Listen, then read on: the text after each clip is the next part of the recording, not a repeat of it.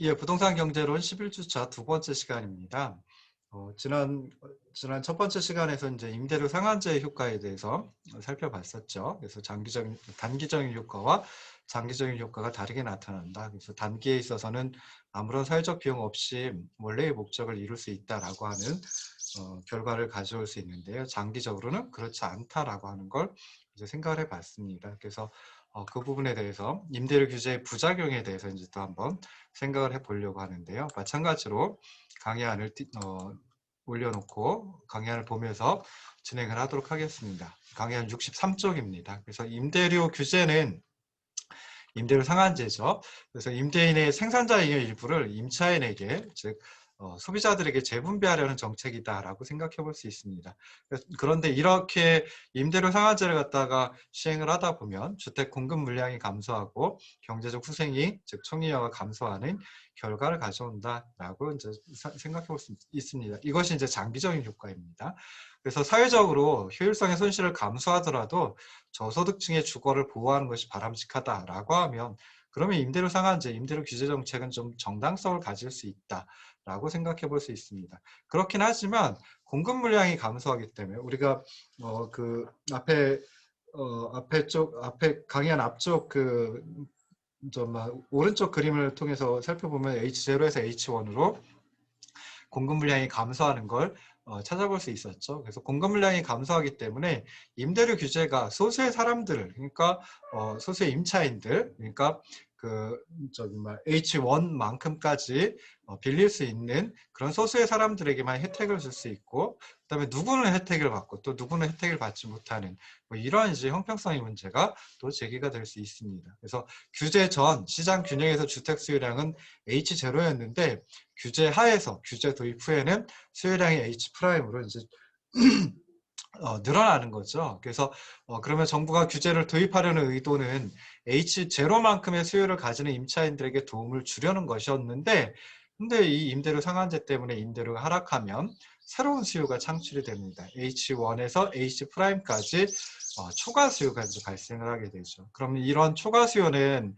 가격은 이제 움직일 수가 없습니다. 임대료 상한을 갖다 정해놨기 때문에 임대료를 갖다 움직일 수는 없거든요. 그러니까 가격이 아닌 다른 방법으로 이 초과 수요를 해소해야 되는데 그게 쉽지 않다라고 하는 겁니다. 그래서 공급이 H0에서 H1으로 감소하는데 그렇게 되지 않도록 하면서 공급 물량을 또 임차인들에게 적절하게 배분하기 위한 그런 보완 장치가 필요하다라고 생각해 볼 수 있습니다. 그래서 공급 물량을 임차인들한테 적절히 배분하기 위한 장치, 그게 이제 임대주택 배분 방식이 되겠죠. 그래서 임대주택 배분 방식에 대해서 살펴보고요. 그 다음에 공급이 H0에서 규제 때문에, 임대료 상한제 때문에 감소하지 않도록 하는 그런 또 다른 규제가 또 필요합니다. 그래서 임대주택의 재고를 유지하려는 그런 이제 또 다른 규제 정책이 필요한데, 그것들에 대해서 이제 그 두 가지, 임대주택 배분 방식하고 그리고 임대주택 스탁을 유지하는 그런 규제에 대해서 또 더 생각을 해보도록 하겠습니다. 그래서 임대주택을 배분하는 방식은 여러 가지 방식을 살펴볼 수 있는데요. 가장 쉽게 살펴볼 수 있는 방식은 이제 선착순 방식입니다. 그리고 이것을 좀 보완할 수 있는 게 이제 취득계층에게 우선권을 부여하는 그런 방식이 있을 수 있습니다.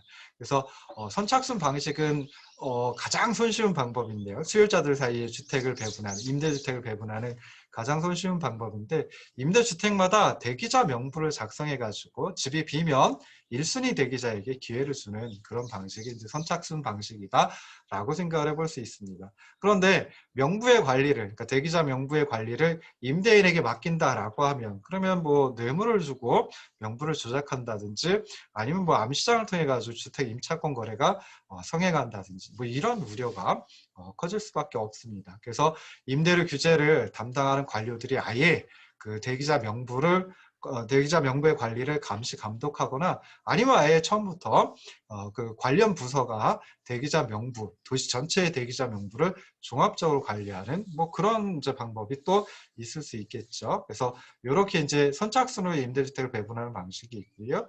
그 다음에 또 다른 것은 이제 사회적, 경제적으로 좀 취약한 계층, 어떤 계층이 있을까요? 뭐 일단 저소득층 생각해 볼 수 있을 테고요. 그 다음에 노인층들도 생각해 볼 수 있고, 또 요즘엔 이제 청년층들, 그리고 신혼 부부들, 뭐 이런 계층이 이제 좀 사회 경제적으로 취약한 계층이다라고 생각해 볼 수 있는데요. 이들에게 입시의 우선권을 주어야 한다라고 하는 그런 공감대가 형성되었다라고 하면, 그때는 이제 이런 취약계층에게 우선권을 부여하는 방법, 뭐 이런 그 임대주택 배분 방식도 좀 고안이 되어야 되지 않을까 하는 생각이 듭니다. 자, 두 번째로 이제 임대주택의 스탁을 유지하는 그런 정책이 필요합니다.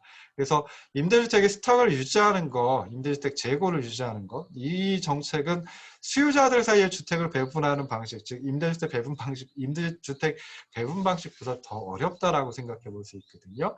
임대업자는 자, 장기적인 경우에는 이제 그 임대료 상한제 규제에 대응을 할 수가 있죠. 어떤 식으로 대응을 하냐면은 임대 기간이 만료하고 나면 계약을 더 이상 갱신하지 않고 자가주택으로 개조해가지고 주택을 매각하거나, 또는 자신이 거주하기 위해 임대시장에서 아예 임대주택을 회수하는, 그래서 임대료 규제를 회피하려고 하고, 그렇게 되면 이제 임대주택의 공급량이 감소하는 그런 결과를 가져올 수 있습니다. 그러다 보니까 이렇게 하는 걸 방지하기 위해서 기존 임차인의 임차권을 보호하는 장치가 먼저 필요하겠죠. 그래서 이런 보호 장치는 임대계약서의 임대기간 조항, 뭐 2년이면 2년, 4년이면 4년, 이런 조항을 무력화시킬 수 있고요. 임대인이 임대주택 시장에서 퇴장하는 것을 자유롭지 않게 할 수가 있습니다. 자, 두 번째로 또 생각해 볼 수 있는 것은 이제 기존의 임차인뿐만이 아니라 새로운 임차인의 임차권을 보호하는 그런 규정도 도입을 할 수 있습니다. 그래서 이런 경우에는 새로운 임차인에게 프리미엄을 요구할 수 있는가의 여부에 따라서 임대료 상한제, 임대 규제 효과가 다르게 나타난다라고 생각해 볼 수 있습니다. 그래서 만약에 프리미엄을 요구할 수 있다라고 하면, 그때는 시장에서 형성되는 임대료와 그다음에 규제 임대료, 즉 임대료 상한의 차액의 가치를, 현재 가치를 프리미엄으로 받을 수 있겠죠. 그러면 임대료 규제의 효과가 완전히 상쇄되는 거죠. 그러니까 일종의 암시장이 묵인되는 것하고 마찬가지다라고 생각해 볼 수 있습니다. 근데 만약에 이런 프리미엄을 갖다 허용하지 않는다라고 하면, 그때는 임대업자 입장에서는 공실이 발생하면 기존의 임차인이 나가고 나면 더 이상 임대를 하지 않고 그냥 자가주택 시장에 공급하려고 할 것입니다. 그러니까 더 이상 임대하지 않고 아예 팔아치운다라는 거죠. 그래서 그러다 보면 장기적으로 임대주택 재고가, 임대주택 스탁이 감소하는 결과를 가져올 수 있습니다. 그래서 세 번째로 또 이제 생각해 볼 수 있는 게, 임차인 보호 장치가 장기적으로 가능하기 위해서는 임대주택의 스탁을 유지하기 위한 그런 또 다른 규제가 필요하다라고 생각해 볼 수 있습니다. 그래서 대표적인 규제가 임대주택을 개조해가지고 자가주택으로 전환하고 매각하는 행위, 이걸 콘도 컨버전이라고 얘기를 하는데요. 이런 콘도 컨버전을 갖다 막는 규제를 도입해야 합니다. 그런데 이런 규제를 도입한다라고 하면 임대인이 재산권을 행사할 여지가 매우 적어지게 되는 거죠. 그러니까 기존에 임대를 해 주었다가 이거 임대료 상한제 때문에 안 되겠어, 그냥 자가주택으로 개조해가지고 매각을 해야지 라고 했는데, 그렇게 하지 못하게 막는다라고 하면 이거는 어떻게 보면 정말 재산권을 보장해주는 헌법에 위반된다 라고 생각을 할 수도 있죠. 그러니까 위헌의 소지가 있다라고 생각을 해볼 수 있습니다. 자, 그리고 이제 또 생각해 볼 수 있는 게, 임대인이 임대 사업을 그만두고 싶다라고 하면 뭐 또 안전 또는 위생상 거주하기 부적절한 상태에 이르도록 방치할 수도 있습니다. 그럼 이런 경우에 이걸 막아야 되겠죠. 그러다 보니까 임대인들이 임대주택의 적절한 유지, 보수, 이걸 의무적으로 해야 한다라고 하는 규제를 또 시행해야지만 임대주택 스탁이 유지될 수 있다라고 생각을 해볼 수 있습니다. 그래서 임대주택의 스탁, 임대주택의 재고를 유지하게 하기 위해서는 굉장히 이제 다양한 어떤 그 규제 방식이 또 도입이 돼야 된다라는 소리죠. 그래서 결국 임대료 규제는 단지 가격 규제, 즉 임대료 상한을 두는 그런 가격 규제에 머무르는 것이 아니라, 임차인 보호라든지 임대주택 스탁을 유지한다든지 주택의 유지와 보수에 관한 정말 광범위한 규제 체계로 작용을 할 수밖에 없다라고 생각을 해볼 수 있습니다. 그런데 이런 각각의 규제는 임대인, 임차인 또는 양측의 둘 모두의 재산권 내지는 자유권을 제약하는 결과를 가져올 수 있습니다. 그리고 또 문제가 어떤 것이냐면은 이런 복잡한 사정을 포괄하기 위해서는 법으로 만들어야 되는데 이런 복잡한 사정을 포괄하는 그런 객관적인 법 규정을 만드는 게 이게 쉽지는 않습니다. 그러다 보니까 여러 가지 부조리가 그러니까 법이 좀 엉성해가지고 여러 가지 부조리가 발생할 소지가 또 있다라고 하는 문제점을 생각해 볼 수 있죠. 그래서 첫 번째 문제점, 이런 규제 체계를 도입을 한다라고 하면 임대인, 임차인 또는 둘 모두의 재산권과 자유권을 제약할 수 있다라고 하는 문제점이 있고요. 두 번째 문제점은 이렇게 복잡한 사정을 포괄하는 규제 체계를 객관적인 법 규정으로다가 만들 수 있느냐, 만들기 어렵다. 그러다 보니까 그 법 규정을 갖다가 살살 피해가는 여러 가지 부조리가 발생할 수 있다라고 하는 것이고요. 세 번째 문제점은 이런 임대료 규제의 부작용은 시간이 갈수록 점점 더 커진다라고 하는 겁니다. 그래서 한 세 가지 정도 여기서도 생각을 해볼 수 있는데요. 첫 번째로는 규제 혜택을 받는 임차인들은 주거 이전을 하려고 하질 않습니다. 그러다 보니까 직장과 주거지의 거리가 멀어질 수도 있고요. 또는 불필요하게 커다란 주택에 거주하는 이런 이상한 현상이 발생을 할 수도 있습니다. 그래서 뭐 예를 들어 가지고 뭐 처음에는 직장 근처에 정말 주택을 갖다 임대하려고 하겠죠. 그래서 계속 살다가 직장이 이전하는 경우가 있죠. 그러니까 직장이 다른 곳으로 옮겨갈 수도 있고요. 아니면 다른 직장을 다른 직장으로 옮길 수도 있겠죠. 그런데 임대주택 이거 놓치기 싫으니까 놓치면 다른 임대주택으로 얻기가 또 쉽지 않거든요. 그러다 보니까 기존에 있던 그곳에 그 임대주택에 계속 살 수도 있습니다. 살려고 할 수도 있습니다. 그러면 뭐예요? 직장하고 거주지가 상당히 멀어질 수도 있다는 소리죠. 그러면 그거에 따른 여러 가지 비용들이 또 발생을 할 수 있습니다. 그리고 어떤 경우에는 뭐 자녀들과 함께 살다가 자녀들이 장성하면 정말 자녀들이 이제 독립을 해서 나갈 수 있거든요. 그럼 예전에는 뭐 예를 들어 4인이 거주하는 주택을 정말 임대를 했었는데 이제 부부만 남았다라고 하면은 굉장히 그 임대주택이 큰 정말 상대적으로 이제 좀 뭐라 할까요? 커다랗다라고 생각해 볼 수 있죠. 그러면 좀 자그마한 죄송합니다. 조그마한 임대주택으로 옮겨야 되는데 그게 쉽지 않으니까 그 커다란 주택에 계속 거주하는 뭐 이런 현상이 발생을 할 수도 있습니다. 자, 두 번째로 또 이 부작용이 왜 커지는지, 시간이 갈수록 왜 커지는지 생각을 해보면은 새로 시장에 들어오는 임차 희망자들은 주택을 구하지 못하거나 또는 이제 암시장, 불법적이긴 하지만 이 암시장을 통해 가지고 프리미엄 지급하면서 더 높은 임대료를 지불할 수 있습니다. 그러면 기존에 그냥 프리미엄 지급하지 않고 임대를 하고 있는 임차인들하고 새로 저 임대 시장에 들어와 가지고 주택을 구하지 못해서 프리미엄을 지급하고 그리고 임대를 하는 그런 그 임차인들 간의 형평성 문제가 점점 더 커질 수 있다는 거죠. 그 다음에 세 번째로 생각해 볼 수 있는 건 임대료 규제가 아무리 정교한 보완 조치를 취한다라고 하더라도 임대 사업은 수익성이 점점 더 떨어집니다.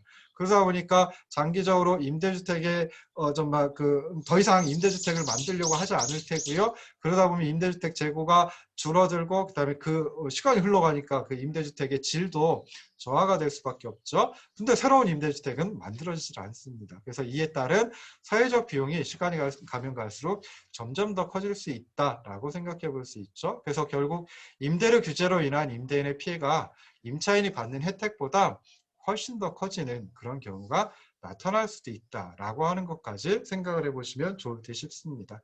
그래서 임대료 상한제, 임대료 규제 같으면 우리나라에서는 직접적으로 상한을 규제하는 방식보다는 임대료 상승률을 제한하는 그런 규제를 가하고 있죠. 물론 이것도 이제 임대료 상한제라고 얘기를 하긴 합니다. 하지만 직접적인 상한제는 아니다라고 생각해 볼 수 있는데요. 이런 직접적인 상한제는 주로 이제 그 외국에서는 많이 보여지고 있습니다. 그래서 부동산 시장에 대한 개입, 정부의 개입이 효율성을 상실하는, 효율성을 떨어뜨리는 그런 경우가 많이 나타나는데 좀 전에 설명드린 임대료 규제는 주로 이제 외국에서 나타나는 사례이다라고 생각해 볼 수 있는데 비해서 우리나라에서 대표적인 이 부동산 시장에 대한 정부 개입 정책이 바로 이제 주택 분양가 규제 정책입니다. 그래서 뭐 여기서 주택이라고 하지만 대부분 이제 아파트죠. 그래서 아파트 분양가의 상한을 갖다가 정해놓는 상한을 규제하는 그런 정책이 있습니다. 그래서 우리나라 정부에서는 이제 1977년서부터 아파트 분양 가격이 정부가 정한 상한선보다 낮아야지만 사업계획을 승인하는 이런 방식으로 분양가를 통제하기 시작했습니다. 그러니까 분양가 상한제를 도입을 하고 계속 운영을 하고 있습니다. 중간중간에 자율화 기간들이 있긴 있었어요. 그렇긴 하지만 아직까지도 이 분양가 상한제, 분양가 규제가 계속 이루어지고 있다라고 생각을 하시면 좋을 듯 싶습니다. 이 분양가 규제의 효과를 분석하는 거 뭐 다양한 방식으로 분석을 해볼 수 있습니다. 그래서 신규 주택 분양 시장과 기존 주택 시장 간의 관계라든지 뭐 임대주택과 자가주택 시장 간의 관계, 뭐 고려되는 시간의 길이 뭐 이런 것들에 따라 가지고 분양가 규제의 효과를 다양하게 분석을 해볼 수 있는데요. 여기서는 이제 임덕호 교수님께서 1993년에 제시한 모형을 가지고 주택 분양가 규제, 아파트 분양가 규제의 효과에 대해서 살펴보도록 하겠습니다. 이 임덕호 교수님의 모형, 1993년 모형은 두 가지 커다란 특징을 가지고 있습니다. 그래서 첫 번째 특징은요, 신규로 건설되는 주택하고 기존 주택이 동일한 재화이다. 그래서 두 유형의 주택이 하나의 공급 곡선으로 나타나고 동일한 시장에서 거래가 이루어진다라고 보았습니다. 그래서 이게 이제 커다란 첫 번째 특징입니다. 그래서 전체 주택 공급 곡선은 기존 주택의 공급 곡선, 그러니까 예전 주택 재고, 주택 스탁의 공급 곡선, 이건 단계에 있어서는 수직선의 형태를 취한다라고 생각해 볼 수 있죠. 그 다음에 신규로 분양되는 분양주택의 공급 곡선, 이 둘의 수평합으로 나타난다라고 생각을 해볼 수 있습니다. 그래서 요 밑에 그림 보시면 66쪽의 그림이 있는데요. 이 66쪽의 그림에서 공급 곡선을 보면 좀 희한한 형태입니다. 처음에 수직선이고요. 일정한 가격 수준까지는 수직선의 형태이고요. 그리고 그 일정한 가격 수준 이상이 되면 그러면 이제 우상향하는 형태를 취하다가 또 일정한 가격 수준 이상이 되면 엄밀하게 일정한 가격 수준 이상이 아니라 정확하게 일정한 주택 공급량 이상이 되면 그때는 다시 수직선의 형태를 보이는 이런 그 모양을 취하고 있다라고 생각을 해볼 수 있습니다. 그래서 왜 이렇게 나타났느냐? 좀 전에 말씀드렸듯이 전체 주택 공급 곡선 S가 기존 주택의 공급 곡선, 수직선의 형태를 취하고 있는 기존 주택의 공급 곡선과 그리고 신규 분양주택의 공급 곡선을 수평으로 합쳤기 때문에 왜 수평으로 합칠까요? 동일한 시장에서 두 재화를 동일한 재화로, 그러니까 기존 주택 재고나 신규로 분양되는 주택이나 동일한 재화로 여겨가지고 동일한 시장에서 거래가 이루어집니다. 그러면 가격이 이 시장이 경쟁적인 시장이라고 하면 가격이 모든 경제 주체들, 주택을 공급하려고 하는 주체들, 경제 주체 중에 하나이니까 그들에게 동일한 가격이 주어진다라고 생각을 해볼 수 있죠. 그럴 때는 이제 시장 전체의 공급 곡선은 두 유형의 공급 곡선을 수평으로 합쳐가지고 찾아낼 수 있다라고 하는 거 생각을 해보시면 좋을 듯 싶습니다. 그래서 여기서 보시면 점 A가 있는데요. 점 A서부터 공급 곡선 상의 점 A에서 점 B까지는 비교적 가격이 낮은 수준입니다. 그러다 보니까 건설업체들이 신규로다가 공급을 하질 않아요. 신규로 건설을 해서 주택을 공급하려고 하지 않아요. 그러다 보니까 기존에 있는 주택 재고만 공급이 이루어지는 그런 경우이다라고 생각을 해보시면 돼요.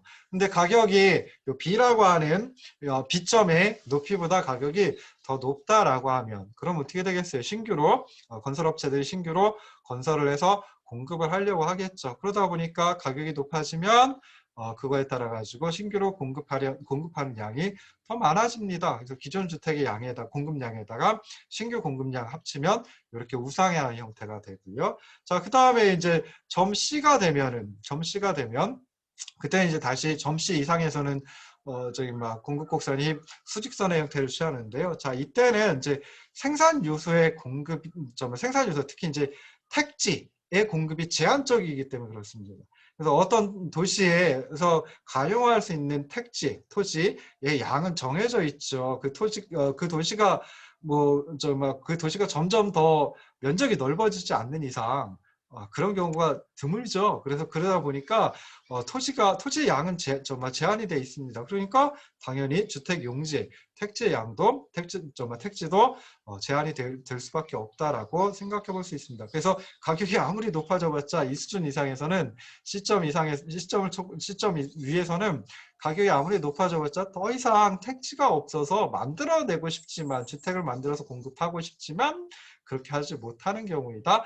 라고 이제 생각을 해볼 수 있죠. 그래서 수직선의 형태, 완전 비탄력적인 모습을 보인다라고 생각해 볼 수 있습니다. 그래서 이게 첫 번째 특징입니다. 첫 번째 특징 하나 지금 말씀드렸는데요. 뭐였죠? 신규로 건설되는 주택하고 그다음에 기존의 주택이 동일한 재화이다. 그래서 동일한 시장에서 동일한 가격을 동일한 가격을 수용하면서 공급을 할 수밖에 없다라고 하는 점입니다. 그래서 이런 처음에는 정말 낮은 가격 수준에서는 수직선의 형태 그리고 어떤 가격 일정 수준 이상의 가격이 되면 그때는 우상향하다가 다시 또 일정한 공급량이 되겠죠. 여기서는 공급량 이상에서는 다시 더 이상 공급을 늘릴 수가 없으니까 수직선의 형태를 취한다라고 이제 생각을 하시면 좋을 듯 싶습니다. 자, 두 번째 특징은요. 이 모형의 두 번째 특징은 정부의 시장 개입이 없다라고 하면, 그러니까 규제가 없다라고 하면 그때는 공급 곡선이 우상향하는 부분, 여기서는 B, C 그 구간이죠. 그래서 공급 곡선이 우상향하는 부분에서 수요 공급의 균형이 이루어진다라고 보고 있습니다.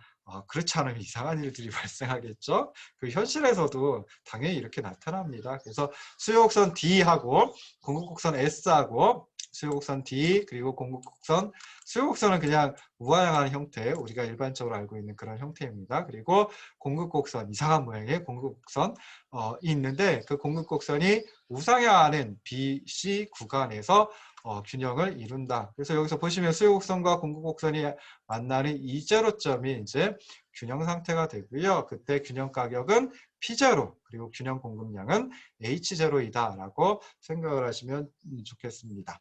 자, 이렇게 두 가지 특징을 설명하고 그리고 나서 이제 분양가 규제를 도입한다라고 하면 어떻게 될까요? 분양가 규제는 분양가 상한제죠. 분양가 상한제는 효과를 갖기 위해서는 실효성을 갖기 위해서는 시장에 놔뒀을 때 형성되는 균형 가격보다 더 낮은 가격에서 상한 가격을 정해야지만 그 실효성을 가질 수 있습니다. 그러니까 당연히 P0보다 더 낮은 수준 P바를 상한 가격으로 설정을 하고 P바 이하의 가격으로 주택을 공급하도록 그러니까 주택을 거래하도록 규제를 하는 경우이다라고 생각을 해볼 수 있죠. 그래서 균형가격, 시장에 맡겨놨을 때 균형가격 P0보다 더 낮은 가격이 낮아졌기 때문에 주택은 H0만큼 공급이 되는 게 아니라 이제 H1만큼 공급이 이루어집니다.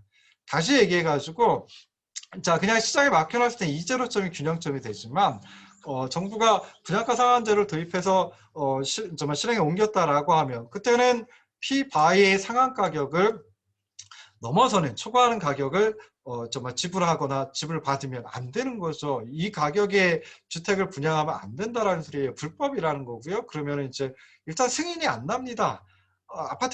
신축 아파트를 만들 수가 없어요. 승인이 안 나기 때문에. 그래서 결국 이제 이 P바라고 하는 상한 가격, 분양가의 상한 가격을 갖다가 받아들일 수밖에 없거든요. 즉각적으로 받아들일 수밖에 없습니다. 그러니까 P바에서 수평선하고 그리고 공급곡선이 만나는 이 투점이 이게 이제 규제 하에서 분양가 상한제 하에서 분양가 상한제 도입 후에 균형점이다라고 생각해 보시면 좋아요. 그래서 P바의 상한 가격 주어지면 그때 주택의 공급량은 H1만큼이다라고 생각을 하시면 좋을 듯 싶습니다. 자, 그러면은 P바는 시장에서의 균형 가격, 그러니까 규제 도입 전의 균형 가격 P0보다 더 낮은 수준이죠. 그러면서 수요량은 여기 있는 요 F점까지인데요. 그런데 공급량은 이 원점까지 즉 H1만 공급이 되고 그럼 그 차이 E1, F라고 하는 이 부분만큼은 초과 수요가 발생한다라고 이제 생각을 해보시면 됩니다. 초과 수요가 발생을 한다는 소리는 그만큼 분양을 더 많이 분양을 받기를 원하는 사람들이 많은데 받기를 원하는 물량이 많은데 실제로 공급량은 그것보다 적기 때문에 이만큼 이제 초과 수요가 발생한다라는 소리죠. 그러면은 분양가 규제 때문에 가격의 조정기는 이 봉쇄화됩니다. 수요량과 공급량을 일치시켜주는 그렇게 가격이 움직이는 그런 가격의 조정기능, 가격의 뭐 매개 기능 이 이제 봉쇄가 되고요. 그럼 다른 방법으로 신규 주택을 배분해야 됩니다. 가격 가지고 배분할 수가 없다라는 거죠. 그래서 뭐 예를 들어 가지고 청약저축 가입기간에 따른 뭐 청약 가점제 우리나라에서 시행하고 있죠. 채권 입찰제 이것도 시행하고 있습니다. 그리고 신혼부부 우선 공급 이것도 시행하고 있습니다. 그래서 이런 장치들이 가격을 대신해 가지고 분양 주택의 배분 기능을 수행할 수 있다, 수행한다라고 생각해 볼 수 있어요. 그래서 신규 주택은 분양가 규제 수준에서 거래가 이루어지겠죠. 즉 여기서 이제 피바라고 하는 이 수준에서 거래가 이루어집니다. 근데 기존 주택은 어떨까요? 기존 주택은 신규 주택, 그러니까 신규 분양하는 주택이든 기존 주택이든 합쳐놓은 게 피바라는 수준에서는 H1만큼이거든요. 그러니까 이만큼이 공급이 이루어지는데 H1에서 쭉 따라 올라가 수요 곡선의 높이, 여기서는 G점, 이 높이가 바로 뭐겠어요? 수요자들, 그러니까 주택의 수요자들이 최대한 지불하려고 하는 가격이 요 G라고 하는, 즉 다시 말해서 P바라고 하는 가격 수준이다라고 생각해 볼 수 있어요. 그러니까 H1만큼 물량이 공급된다라고 하면 주택 수요자들이 경쟁을 해가지고 결국 가격이 프라임으로 다 이제 높아진다라는 소리죠. 그래서 신규로 분양받는 사람들은 가격이 P바이지만 기존 주택들의 가격은 P 프라임이라는 수준으로다가 높아지게 돼요. 그러면 어떻게 되겠어요? 이 기존에 있던 주택 재고죠. 그 주택을 구입하는 사람들하고 그리고 분양주택을 구입하는 주택을 분양받는 사람들의 가격이 달라지게 된다는 소리입니다. 그만큼 주택을 분양받는 사람들은 횡재를 한다.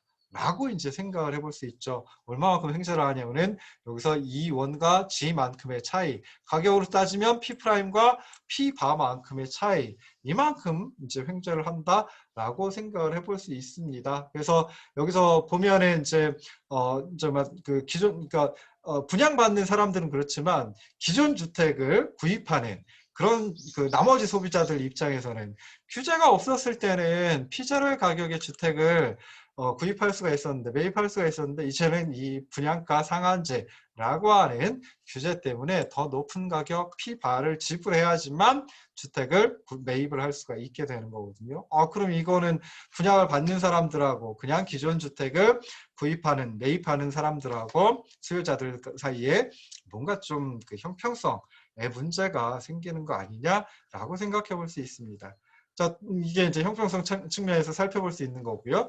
두 번째는 이제 효율성 측면에서 살펴보는 거죠. 그래서 효율성은 뭐 계속 말씀드리지만 총 잉여가 어떻게 변화했는지 가지고 이제 살펴보면 됩니다.